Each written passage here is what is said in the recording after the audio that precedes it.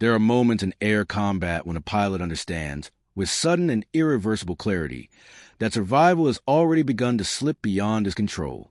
It rarely announces itself with drama. More often it arrives quietly, in the tremor of a needle on an instrument dial or the faint shudder beneath the seat. That morning began without any such warning. The briefing had been routine, almost forgettable. Interception over contested territory, moderate cloud cover, scattered enemy response expected. The bomber stream would cross the frontier just after midday, and fighter escort would meet them at altitude before pushing deeper toward industrial targets beyond the river. It was the kind of mission flown dozens of times before: measured risk, controlled aggression, predictable opposition. On the dispersal field, the air carried a damp chill. Low clouds moved in layered sheets, not dense enough to ground operations, but thick enough to complicate visibility. Ground crews worked methodically, checking panels and fuel caps, wiping condensation from canopies.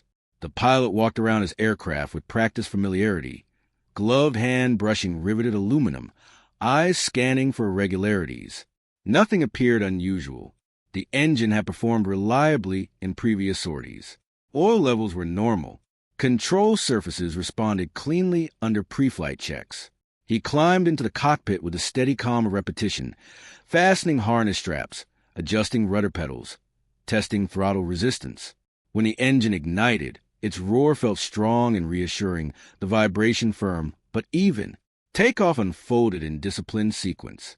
One by one, fighters lifted from the runway, wheels retracting as they banked into climbing formation.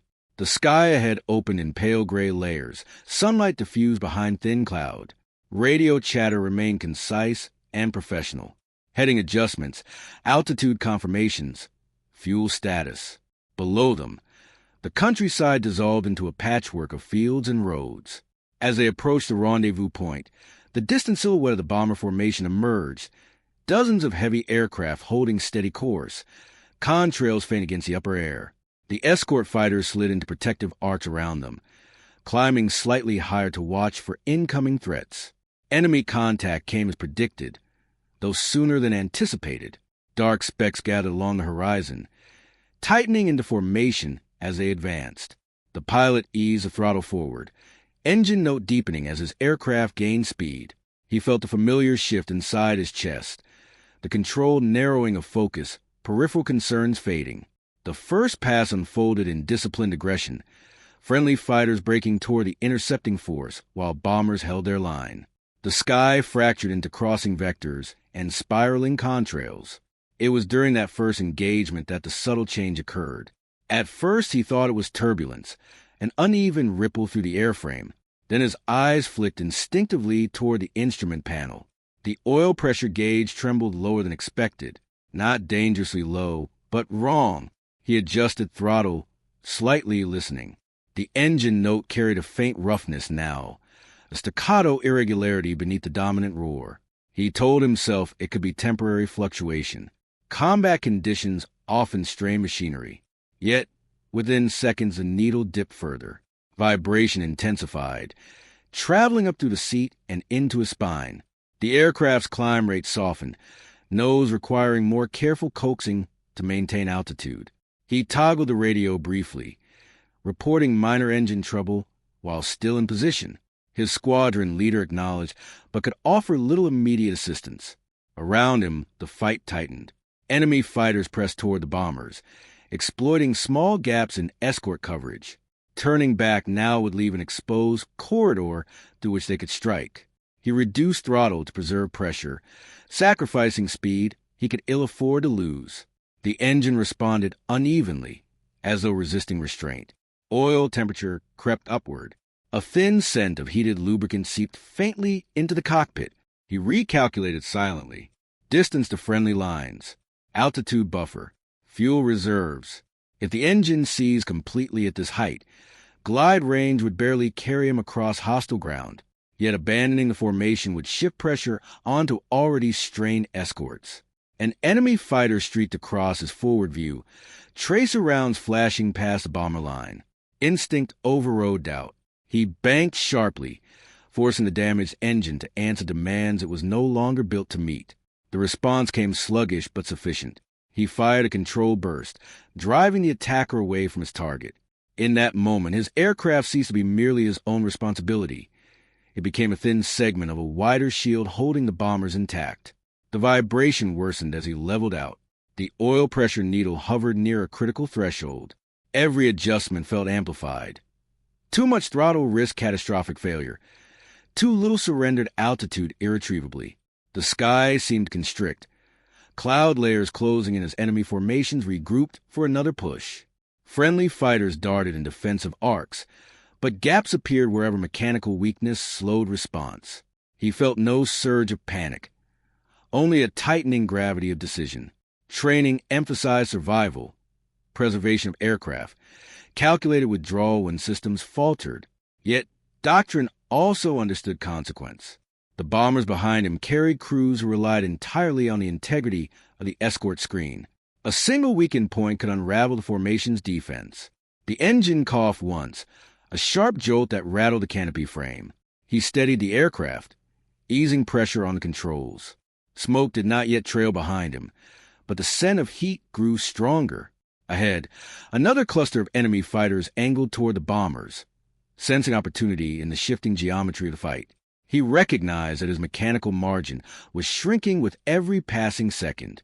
Survival now meant descent and withdrawal. Duty meant holding position long enough to blunt the next assault. Between those two imperatives lay only fragile machinery and a narrowing stretch of sky where failure and necessity were about to meet without compromise. The engine's vibration no longer felt incidental. It had settled into a persistent tremor that traveled to the rudder pedals and into the pilot's boots, a constant reminder that every maneuver carried consequence. He eased the throttle back by fractions, careful not to provoke a full power loss. The aircraft responded reluctantly, its one smooth acceleration replaced by a strained, uneven surge. Oil pressure hovered just above the red line. Temperature continued its slow climb. He understood the mathematics of it with cold clarity. The engine could fail in seconds under stress, or it could linger unpredictably, degrading piece by piece while the battle unfolded around him.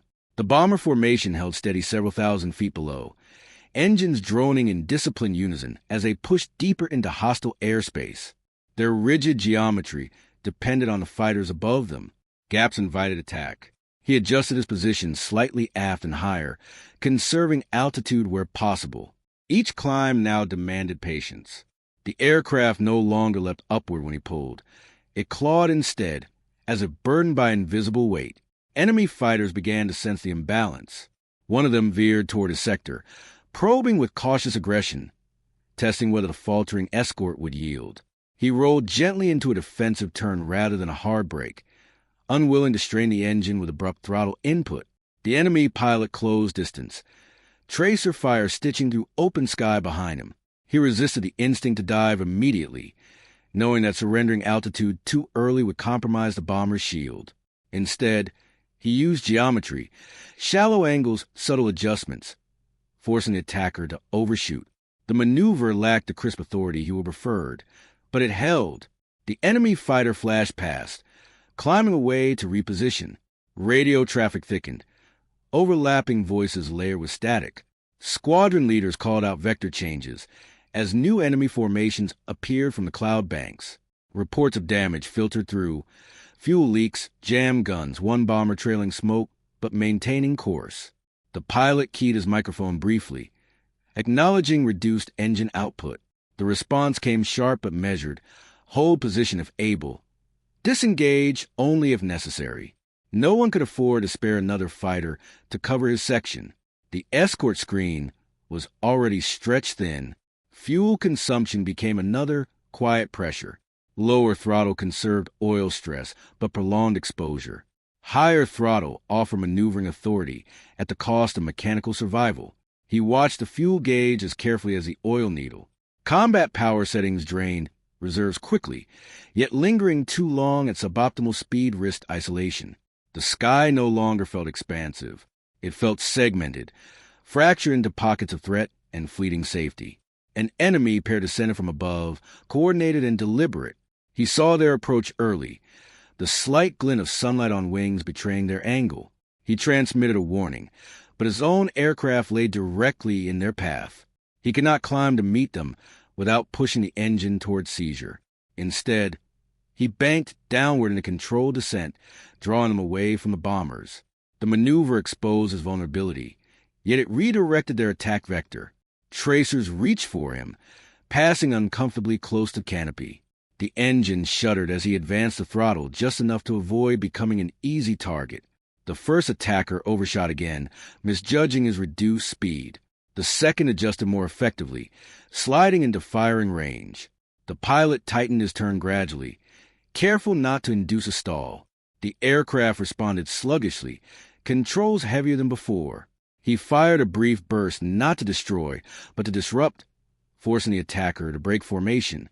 It was not a decisive victory, only a reprieve measured in seconds. Still, those seconds mattered. Above and behind him, the bomber formation maintained its integrity. Altitude slipped away almost imperceptibly. What had been a comfortable margin now narrowed with each engagement. He compensated by trimming carefully, reducing drag wherever possible. Sweat gathered beneath his flight helmet despite the cold air leaking to the cockpit seals. Every vibration carried the threat of sudden silence. The catastrophic moment when pistons might seize and the propeller windmill uselessly. The wider battle showed signs of fragmentation. Friendly fighters, scattered across defensive arcs, were drawn into isolated duels. The cohesion that marked the mission's beginning eroded under constant pressure. Smoke trails marked damaged aircraft spiraling away. The pilot realized that his struggling engine was no longer a private liability. It influenced positioning across the formation. Others adjusted to account for his limited climb rate. Small gaps opened and closed unpredictably. He felt the aircraft becoming both burden and shield. Enemy fighters gravitated toward him, sensing weakness, yet their focus on his sector reduced pressure elsewhere. It was a grim calculation. By remaining visible, by refusing to withdraw, he absorbed attention that might otherwise have torn into the bombers. The cost was mounting mechanical strain. Oil pressure dipped again, flirting with the red boundary. The engine coughed briefly, a metallic knock that reverberated through the fuselage. He resisted the urge to retreat. Instead, he stabilized at a slightly lower altitude, accepting reduced dominance in exchange for continued presence. The bombers pressed forward, unaware of the fine margins sustaining their protection. Another wave of enemy aircraft appeared from cloud cover, but they encountered a defense still intact, if strained. The pilot tightened his harness, adjusted mixture settings in a final attempt to balance temperature, and steadied his breathing. The engagement had transformed. What began as structured interception now resembled a precarious balancing act. Each movement weighed against mechanical endurance. He was no longer simply escorting bombers. He was negotiating with failing machine while shaping the battle's geometry through restraint and calculation. The sky remained crowded, violent, and unyielding, but he held his place within it, aware that every additional minute airborne shifted the outcome in ways no briefing could have predicted. By the time the next wave of enemy fighters descended from the upper cloud layer, the engagement had already lost any resemblance to the orderly geometry of its beginning. Contrails twisted into overlapping spirals. Tracer fire flickered in brief violent threads, and the bombers below pressed on with mechanical indifference to the chaos unfolding above them. The pilot felt the altitude disadvantage immediately. The enemy came in with gravity on their side, noses lowered, speed building through the dive. His own aircraft answered sluggishly when he pulled back on the stick, the weakened engine protesting with a harsh metallic vibration that rippled through the fuselage. Oil temperature edged higher still, the needle trembling near its limit. A thin wisp of smoke drifted past the canopy frame. Faint at first, then gone as the slipstream carried it away. He smelled it more than saw it, a sharp, bitter trace of overheated lubricant. The engine's rhythm faltered again, not a complete misfire, but an uneven cadence that suggested internal strain. He calculated reflexively. Altitude, reduced but workable. Distance to friendly lines, considerable. Ammunition, more than half expended. If the engine seized at this height, he could glide perhaps a few miles farther east before descending into hostile territory. The numbers were not abstract. They pressed against him with the quiet weight of inevitability. Enemy fighters exploited their advantage methodically. One dove directly toward the bomber formation, forcing escort fighters to break and intercept. Another pair angled toward his sector. Recognizing the subtle lag in his climb rate, he banked hard despite the risk, advancing throttle just enough to generate lift. The engine responded with a violent shudder, smoke trailing more visibly now. For a moment, he considered pulling away entirely, descending to preserve what remained of the machinery. But below him the bombers held steady, their defensive guns already firing in disciplined arcs. Any disruption in the escort screen would invite concentrated attack. He tightened his turn, feeling the aircraft strain as G-forces pressed him into the seat. The controls felt heavier than before, less responsive, as though the airframe itself sensed its limits. The enemy fighter closed fast, overshooting slightly as he adjusted for the pilot's reduced speed. Another attacker slid into position above, preparing to exploit the distraction. The situation compressed rapidly. Conventional defensive patterns, tight spirals, energy-preserving climbs, no longer applied. He lacked the engine power to execute them effectively. Remaining predictable would only allow the enemy to coordinate their approach. A sudden metallic knock reverberated through the aircraft, sharper than before. The oil pressure needle dipped dangerously low before recovering by a fraction. He understood then that hesitation would destroy him more surely than risk. The bombers were entering the most exposed phase of their run, crossing open sky with limited maneuverability. Enemy spacing had tightened as they prepared for concentrated passes. Their formation, though aggressive, relied on calculated distance between aircraft to avoid collision and friendly fire. That spacing became the only vulnerability available to him. He steadied his breathing and lowered the nose. The dive began gradually, almost deceptively smooth. Gravity took hold, relieving the engine of some strain as airspeed increased without additional throttle. The vibration persisted but shifted in tone, less labored now that the propeller met reduced resistance. Wind noise intensified around the canopy, a rising howl that blurred peripheral sound. He aimed not at a single aircraft, but at the densest cluster of enemy fighters regrouping below, their silhouettes tightening as they prepared to climb again toward the bombers. For a brief second, doubt flickered. Diving directly into their formation contradicted every measured tactic he had practiced. It eliminated the safety of altitude and exposed him to crossfire. Yet his aircraft's instability became its advantage.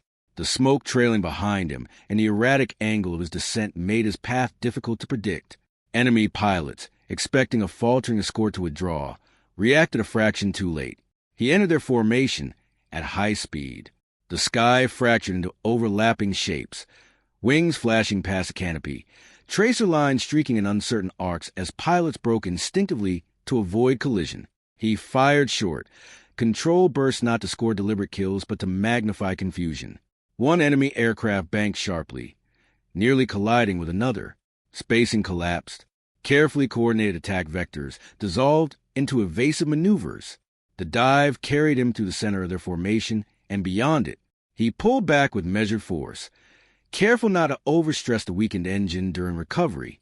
The aircraft groaned under the load, the engine coughing violently as he advanced throttle to regain partial altitude. Smoke thickened briefly, then thinned again. Behind him, the enemy formation had scattered into fragmented pairs and individuals, their momentum broken. What had been a synchronized assault transformed into isolated engagements as escort fighters seized the opportunity to press advantage. Above, the bombers gained precious seconds. Their defensive guns found clearer lines of fire against disorganized attackers. Friendly fighters regrouped, reclaiming higher positions as the enemy struggled to reform. The tempo of the battle shifted subtly but decisively. Instead of facing a coordinated descent, the bombers now encountered sporadic threats. The pilot leveled out at a lower altitude than before, engine trembling but still turning. He no longer possessed dominance in the sky, but he had altered its geometry. Mechanical instability had forced him into unpredictability, and that unpredictability disrupted the enemy's precision. The battle remained violent and unresolved, yet its rhythm had changed. In surrendering altitude and embracing risk, he had exchanged structural safety for tactical leverage, and in doing so reshaped the engagement in ways no intact engine could have achieved. The pullout from the dive demanded more from the aircraft than it had left to give. As he eased back on the stick, the airframe responded with a deep, resonant groan that seemed to come from every rivet and spar at once. The wings shuddered under the sudden load, fabric control surfaces trembling in the slipstream. For a fraction of a second, he feared he had asked too much. The engine coughed violently as he advanced the throttle to arrest his descent, the propeller biting unevenly into the rushing air. Oil pressure dipped again, the needle quivering just above zero, before climbing by the smallest margin. A thicker ribbon of smoke trailed behind him now, gray against the pale sky, marking his path for anyone still looking. He reduced power immediately, sacrificing climb for survival. The aircraft settled into a shallow ascent that felt more like reluctant cooperation than strength. His hands, steady but slick with sweat inside his gloves, made minute corrections on the controls. The violent compression of the dive had left the machine rattled. Instruments flickered as though unsure of their own readings. He scanned each gauge in sequence, forcing his breathing into a slower rhythm. The engine was still running. That alone felt improbable. Behind and above him, the consequences of the disruption unfolded. Enemy fighters, scattered by the sudden dive through their formation, struggled to regain cohesion. Friendly escorts, freed from immediate coordinated pressure, climbed aggressively to reclaim altitude advantage. He watched two of them sweep downward in disciplined tandem, driving off an attacker who had drifted too low. The bombers continued their steady progression, their formation bruised but intact. The geometry of the sky had shifted, not dramatically, but decisively enough to blunt the enemy's momentum. He was no longer part of that higher contest. Altitude loss in the dive and compromised engine output left him below the primary engagement. The aircraft trembled as though protesting continued flight. He eased the nose slightly downward again, accepting a gradual descent that would reduce strain on the engine. The choice carried its own risks. Descending brought him closer to the reach of ground fire and stray enemy fighters retreating toward their airfields. But climbing was no longer possible without courting catastrophic failure. The smoke trailing behind him thinned as he maintained reduced throttle. Oil temperature remained perilously high. He adjusted mixture and radiator settings with careful precision, coaxing what little balance he could from overheated machinery. The smell of burnt oil lingered in the cockpit, metallic and bitter. Every new vibration felt amplified by awareness. He imagined connecting rods straining, pistons scarring their cylinders. There was no room for denial now. The engine would not endure another violent maneuver. A lone enemy fighter passed at distance, apparently more intent on rejoining its scattered comrades than finishing a crippled opponent. The pilot kept his movements minimal, presenting no sudden profile that might invite pursuit. He focused instead on navigation. Through breaks in the cloud layer, he glimpsed the landscape below. Fields scored by roads, a winding river reflecting pale light. He oriented himself against familiar terrain features marked during briefing. Friendly lines lay still many miles west, but the bombers had advanced far enough that the contested corridor behind him was beginning to thin. Ground fire erupted sporadically as he crossed a patch of territory still under hostile control.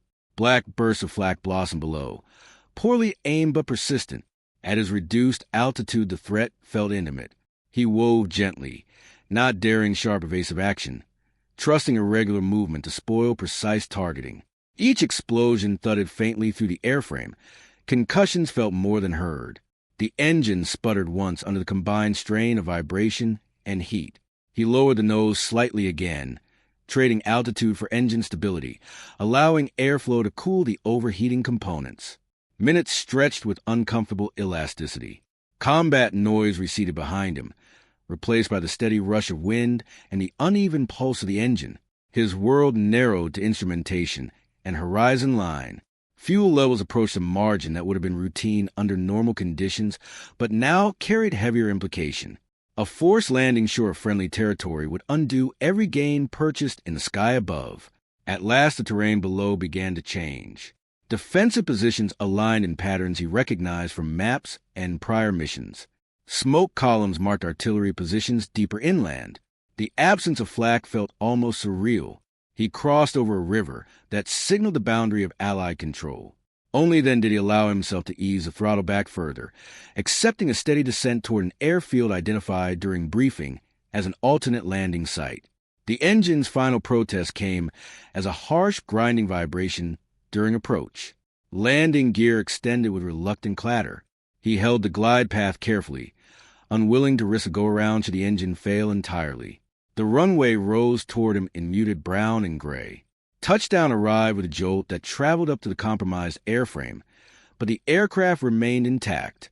He allowed it to roll long, braking gently to avoid additional strain.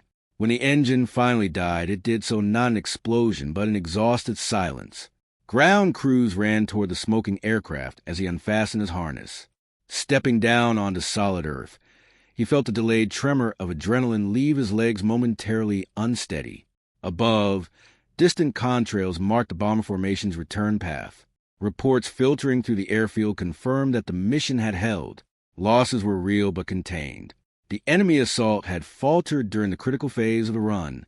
What had begun as mechanical misfortune ended as a measured act shaped by necessity rather than impulse.